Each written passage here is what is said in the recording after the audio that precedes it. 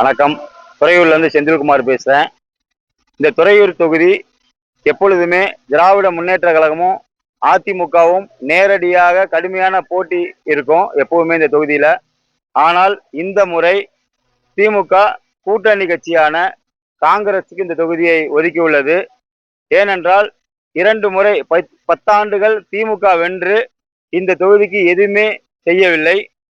காரணம், இந்த தொகுதியில் எந்த அடிப்படை வசதிகளும், குறிப்பாக துறையூர் பஸ் ஸ்டாண்டில் இப்போ நின்றுட்டு இருக்கோம். இந்த பஸ் ஸ்டாண்டில் கூட அடிக்கல் நாட்டி 1.5 வருஷம் ஆச்சு. அமைச்சர் KN நேரு அவர்கள் வந்து அடிக்கல் நாட்டினாங்க. ஒரு செங்கலை கூட இந்த நடுல பார்த்தீங்கன்னா, உதயநிதி ஸ்டாலின் துணை முதலமைச்சர் கடந்த தேர்தலில் ஒரு செங்கலை தூக்கிக்கிட்டு ஊர் ஊரா போயிட்டு பிரச்சாரம் பண்ணாரு. அந்த செங்கலையும் காணோம், இந்த செங்கலையும் காணோம்.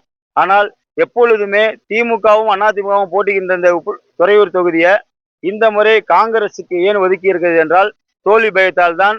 அதனால் 100% இந்த முறை இரட்டை இலை வெற்றி வாய்ப்பு உறுதியாகி இருக்கிறது.